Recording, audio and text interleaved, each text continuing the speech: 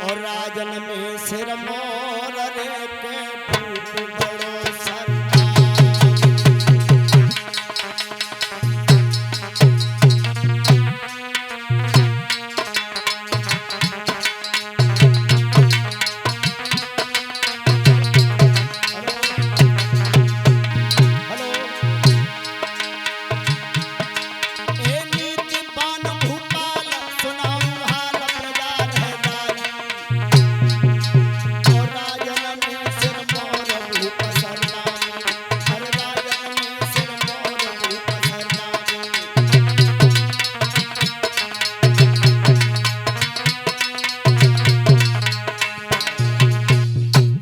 परीक्षित बहुत अच्छे राजा हुए।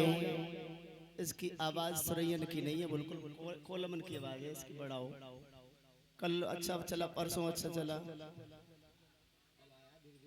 हाँ, तो राजा परीक्षित घोड़े पर सवार होकर के दिग्विजय करने के लिए जा रहे हैं। सामने से एक काला कुरूप पुरुष गाय और बैल को मारता हुआ चला आ रहा था। नाम था कलयुग। राजा परीक्षित ने दूर से ही कहा, कौन है मेरे राज में?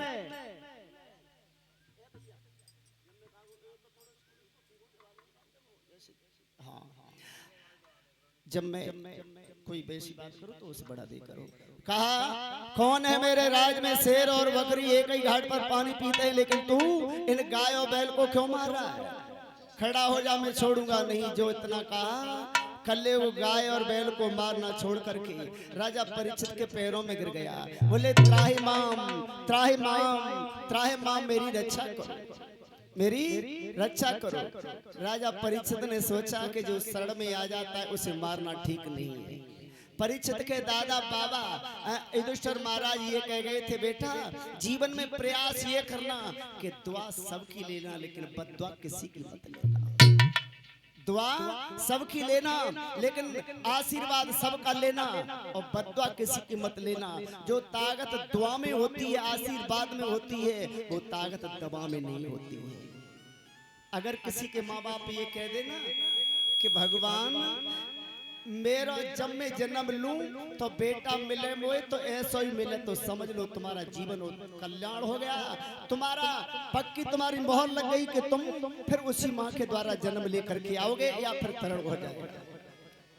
हाँ, माँ बाप का आशीर्वाद मिल जाए तो भगवान का आशीर्वाद लेने की जरूरत नहीं है भैया। राजा परीक्षित ने कहा, कौन है तू? अब तू मेरी शरण में आ गया, मेरे पैरों में गिर गया है, मैं मारूंगा नहीं। शरणागत को मारना अच्छा नहीं होता। अब अपना नाम बता। तो कलयुग बोला, मैं तो कलयुग हूँ। कलयुग को कलह बड़ा प्रिय होता है। कलयुग वहां रहता है जिस घर में लड़ाई झगड़ा होता है ना, वहां कलयुग का वास होता है। बोले, मैं कलयुग हूँ। राजा परीक्षित बोला, कलयुग निकल जा, निकल यहाँ से, मेरे राज से निकल जा। बोले, कहाँ जाऊं? जहां जाता हूं वहां राजा रूप में आप ही मुझे नजर आ रहे हैं। कहां जाऊं? क्योंकि भगवान कन्हैया ने गीता में कहा है 10वें स्कंद में, अपनी